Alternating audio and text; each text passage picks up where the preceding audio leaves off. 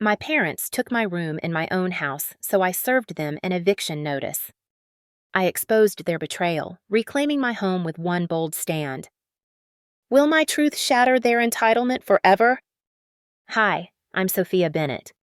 I bought a house for my parents to live in, but they handed my bedroom to my sister without my consent, a betrayal that turned our home into a battleground. I served eviction notices, exposing their entitlement, and reclaimed my space, proving my worth in a stand that shook our family. The spring evenings in Austin, Texas, hum with a vibrant energy, the city's eclectic pulse mingling with the scent of blooming jasmine, but no amount of warmth could have prepared me for the cold betrayal that unfolded in the home I'd worked so hard to build. I stood in the foyer of my three-bedroom house in the lively South Congress neighborhood, staring at a baby stroller parked in my living room, a stark symbol of the uninvited guests who'd invaded my sanctuary without a word of consent. The air was thick with the aroma of fresh coffee and the faint buzz of the TV, but the cozy familiarity of my home was shattered by the realization that my parents had crossed a line, setting the stage for a confrontation that would redefine our family and affirm my right to my own space. I'm a 30-year-old software engineer at a tech firm in Austin. My work a demanding blend of coding, debugging, and innovating user experiences. A career built through years of late-night projects and a relentless drive to excel, earning me an annual income of $140,000 to outsiders. Inviting my retired parents to live with me might seem like a generous act of filial duty, but for me, it was a heartfelt gift, a way to ensure their comfort in their later years.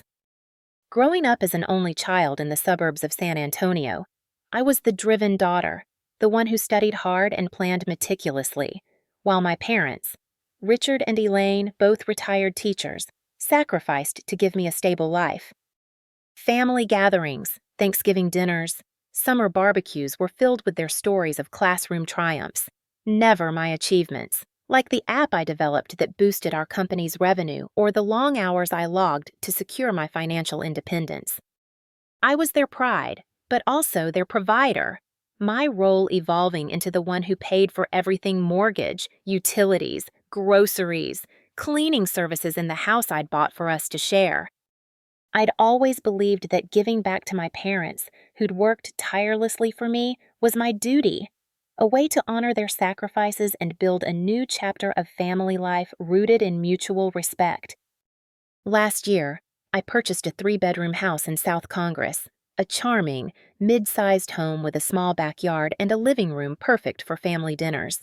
Its warm wooden floors and large windows a reflection of the life I envisioned. The master bedroom was mine, a sanctuary with a plush bed, a sleek vanity, and a bathtub I'd dreamed of, a space earned through my $140,000 mortgage payments.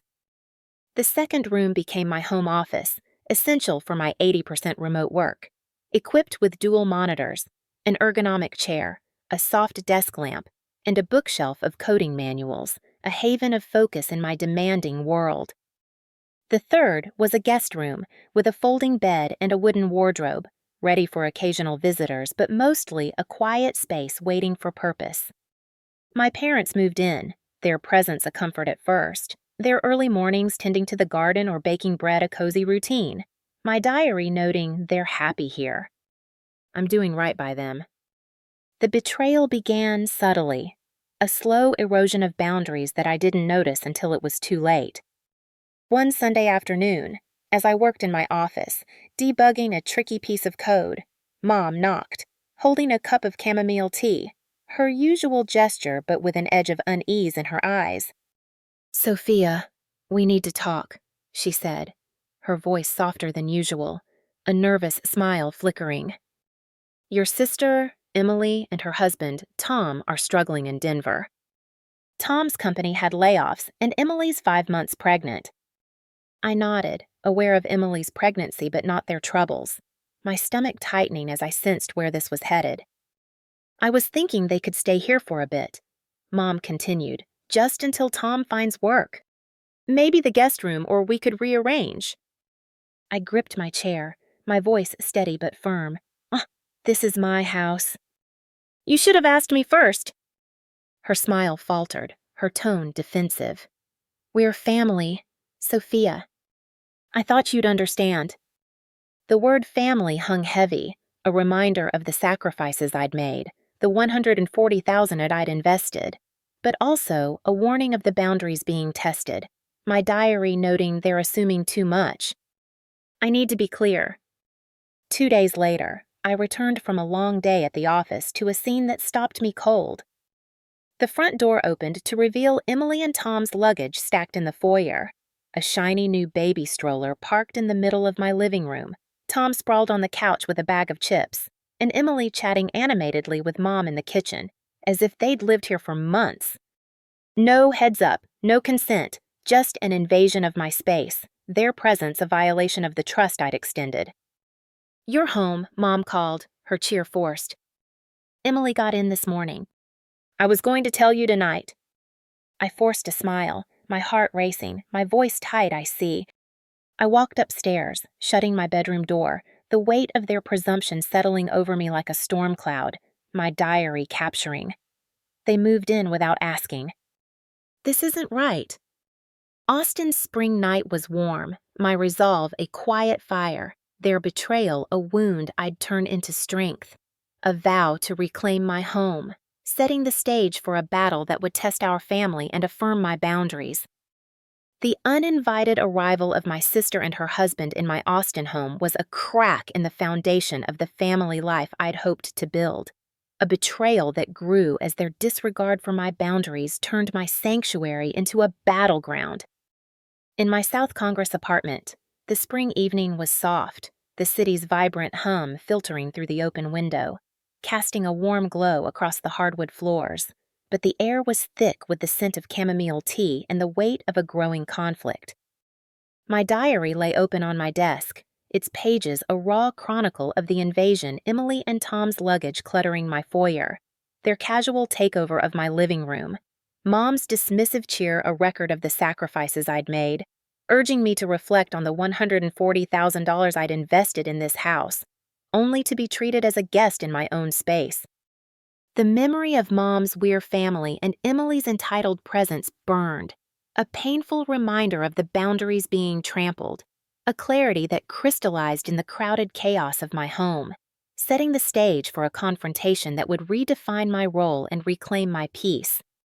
The initial shock of Emily and Tom's arrival without my consent had unsettled me, but I'd tried to be understanding, hoping their stay would be temporary, a brief disruption in the routine I'd built with my parents. As a 30-year-old software engineer, my life was a demanding balance of coding, client meetings, and managing the household, my $140,000 income covering the mortgage, utilities, groceries, and cleaning services for the 3-bedroom house I'd bought in South Congress. My parents, Richard and Elaine, had moved in after retiring, their presence a comfort at first, their mornings spent gardening or baking a cozy addition to my life, my diary noting they're settled. I'm happy to help, but Emily's arrival, orchestrated by Mom without my approval, shifted the dynamic. Her pregnancy and Tom's job loss framed as a crisis I was expected to solve, my role as homeowner dismissed in favor of their needs, a pattern of entitlement that grew with each passing day. The house, once a haven, became a battleground of small but deliberate violations.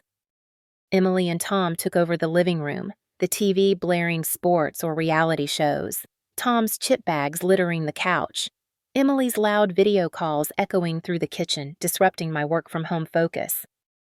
The fridge, stocked with groceries I'd bought, was raided daily, my chicken and almond milk vanishing, replaced by unfamiliar items: gluten-free bread, organic almond butter, juice. I didn't drink. I tried addressing it gently, sitting Mom down one evening as she sipped tea. "Mom, Emily and Tom need to contribute to groceries. I can't cover everything." Her response was a dismissive wave, her voice sharp. "They're struggling, Sophia." "You're not hurting for money." The words stung, a reminder of the $140,000 I'd invested, my diary noting, "They think my money's theirs." This isn't fair. The tension escalated one Saturday night. As I prepared for bed, the quiet of my master bedroom a refuge from the chaos downstairs.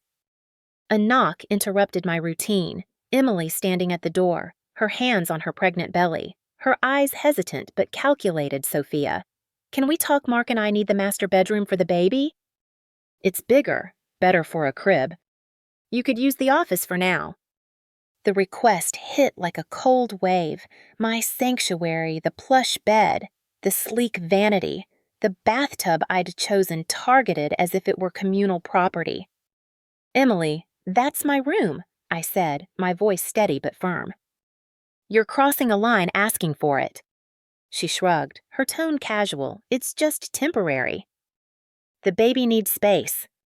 I shut the door, my heart racing, my diary capturing, she wants my room. They're erasing me. Over the next few days, Emily's hints grew bolder, her comments at dinner laced with entitlement.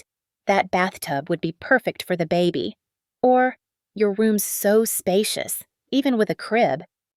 Mom smiled, adding greens to Emily's plate, changing the subject, her silence a tacit endorsement of Emily's demands, my diary noting Mom's enabling her. I'm alone in this. Dad stayed quiet, his avoidance a familiar pattern, leaving me to navigate the growing disrespect, my $140,000 investment mortgage, utilities, groceries rendered invisible. The house, meant to be a shared haven, felt like a stage where I was an unscripted player, my role as homeowner dismissed, my boundaries trampled, my diary a quiet cry, I'm losing my home. I need to act. Austin's spring night was warm, my resolve a quiet fire, their betrayal a wound I'd turn into strength, a vow to reclaim my space, setting the stage for a stand that would redefine our family dynamics. The growing disregard for my boundaries in my Austin home reached a devastating peak when I discovered my sister had taken over my bedroom, a betrayal that stripped away my sanctuary and pushed me to the edge of tolerance. In my South Congress apartment, the spring evening was calm, the city's vibrant pulse softened by the open window, casting a golden glow across the hardwood floors. But the air was heavy with the scent of roasted coffee and the weight of a violation I could no longer ignore.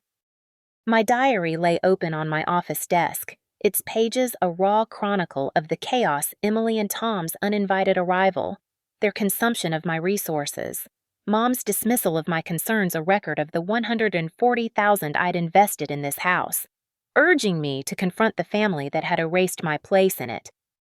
The memory of Emily's demand for my room and Mom's enabling silence burned, a searing pain that crystallized in the moment I saw my bedroom transformed, setting the stage for a stand that would reclaim my home and affirm my worth. The initial invasion by Emily and Tom had unsettled me, their presence a disruption I'd tried to accommodate, hoping their stay would be brief. As a software engineer earning $140,000, I'd bought the 3-bedroom house to provide a home for my retired parents, Richard and Elaine, covering the mortgage, utilities, groceries, and cleaning services. My diary noting I'm giving them security. It's worth it. But Emily's arrival, orchestrated by Mom without my consent, shifted the dynamic. Her pregnancy and Tom's job loss framed as a crisis I was expected to resolve. My role as homeowner dismissed. Their takeover of the living room, consumption of my groceries, and Emily's bold request for my master bedroom. It's better for the baby had escalated tensions. Mom's response. They're struggling a betrayal of my trust, my diary noting they're taking over. I'm losing control. The breaking point came one Monday, after a grueling day of client meetings at the office, a rare in-person commitment that kept me away from my usual remote work setup. I'd locked my bedroom door that morning, a habit to protect my sanctuary, the plush bed, sleek vanity, luxurious bathtub, but in my rush, I forgot to slide the extra bolt, a small oversight that would cost me dearly. Returning home at 6 he's married I sensed something wrong, the hallway lights dim, the TV quieter than usual, an eerie calm that set my nerves on edge. Climbing the stairs, I froze halfway up, my heart lurching at the sight of my small dresser parked in the hallway, its polished surface a stark reminder of the space I'd curated. My pulse pounded as I rushed to my bedroom door, my hand trembling as I grabbed the knob, finding it unlocked, a violation that sent a chill down my spine. Pushing it open, I stood frozen, my breath catching at the scene before me. My bedding was gone, replaced by a newborn crib in the center of the room, ultrasound photos taped to the wall, my vanity shoved into a corner, my closet flung open, clothes spilling off hangers, and Emily sitting on my bed, folding baby towels with a calm that bordered on defiance. "Hey, you're back," she said, her tone casual, no trace of guilt or surprise, as if she'd been entitled to my space all along. "What's going on?" I asked, my voice tight, my throat dry with shock. "Oh, Mom said we could move in here," she replied, folding another towel. "It's better for the baby. You can use the office." "I started moving your stuff." The words hit like a physical blow. My sanctuary, the room I'd designed, paid for, cherished, stolen without a word. My diary noting they took my room. I'm erased. I turned and rushed downstairs, finding Mom in the kitchen, stirring soup with a nonchalance that infuriated me. "Mom, you let Emily into my room without asking," I said, my voice steady but sharp, years of frustration boiling over. She flinched, setting the spoon down. "I meant to tell you, Sophia, but you were busy." "Ashley needs the space more, with the baby coming." My fists clenched, shock turning to rage. "This is my house, Mom. Every dollar mortgage, utilities, groceries comes from me. You don't get to decide who takes my room." Her unease grew, but she deflected. "We're family, Sophia. I thought you'd understand, just for a while." The word family was a knife, twisting the $140,000 I'd invested, my diary capturing they betrayed me. "I won't stay silent." That night, I slept on a thin mattress in my office, my ergonomic chair shoved aside, the space a mockery of my sanctuary, my diary a cry. They've taken everything. I'll take it back. Austin's spring night was warm, my resolve a quiet fire, their betrayal a wound I'd turn into strength, a vow to reclaim my home, setting the stage for a confrontation that would redefine our family and affirm my boundaries.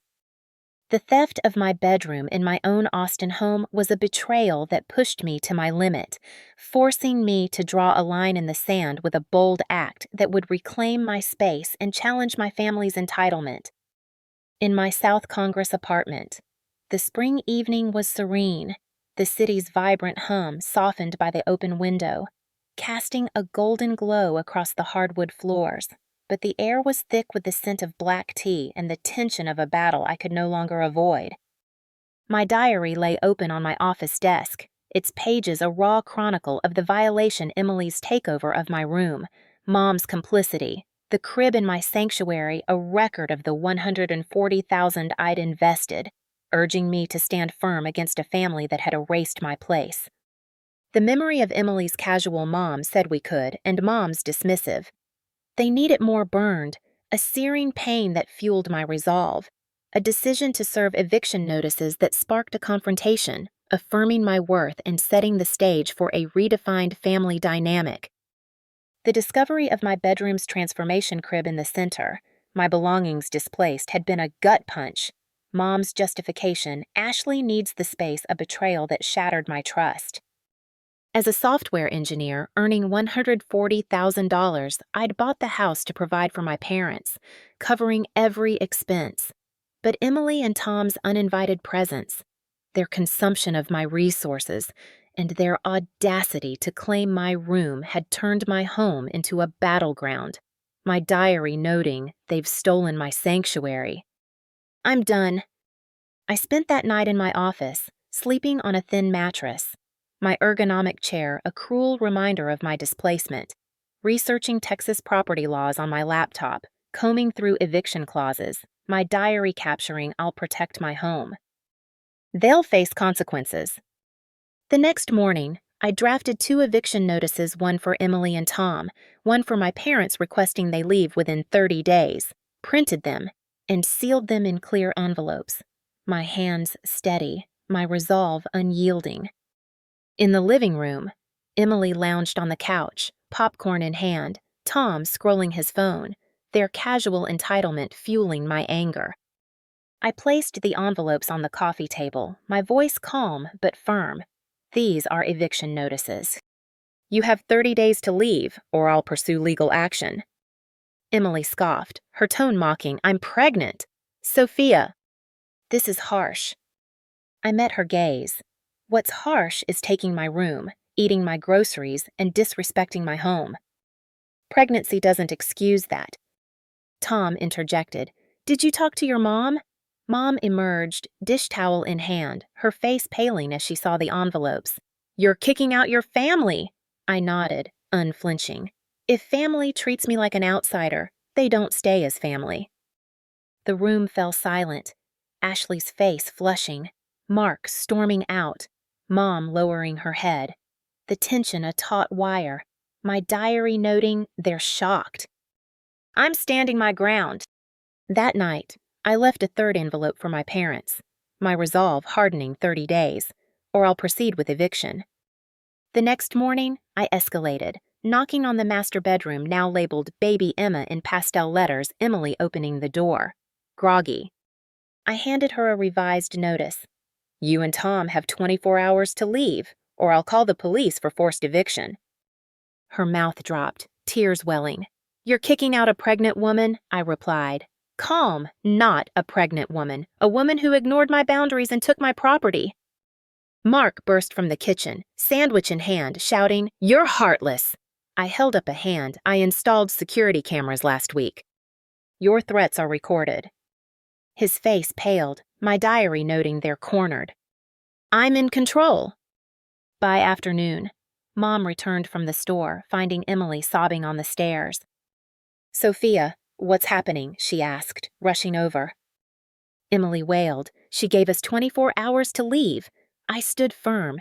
This is about boundaries, Mom. I've warned everyone. Mom took my hand, pleading, Don't do this. Sophia. You're generous. Don't turn us into enemies. I pulled away. I've been generous, but I won't sacrifice myself for a family that disrespects me. Austin's spring dusk was warm, my resolve a quiet fire, their betrayal a wound transformed into strength, a vow to protect my home, a stand that would force change or end their presence, affirming my right to my space and peace. The eviction of my sister and her husband from my Austin home was a hard-won victory, a bold stand that reclaimed my space and forced my family to confront their entitlement, paving the way for a redefined dynamic built on respect.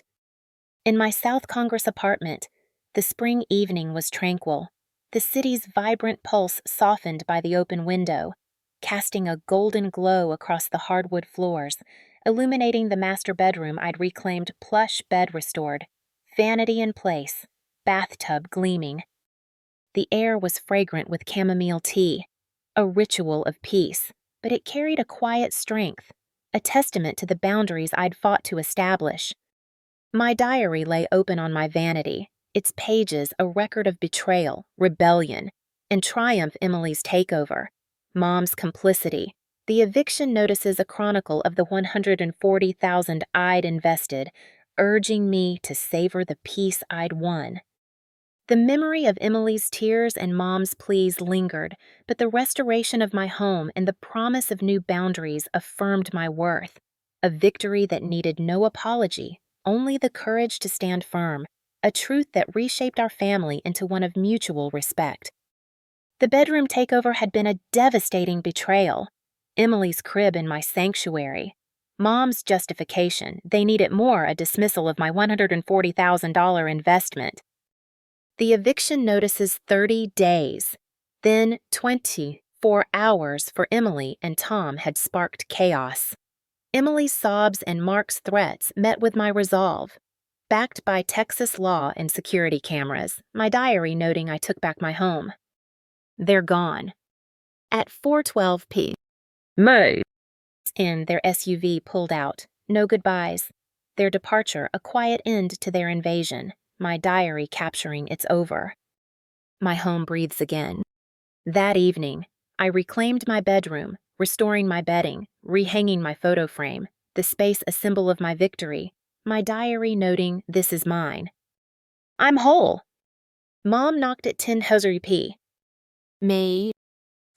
Her knitted shawl a familiar sight, her voice raspy. Are you still angry? I set down my tea. Not angry, Mom. Disappointed.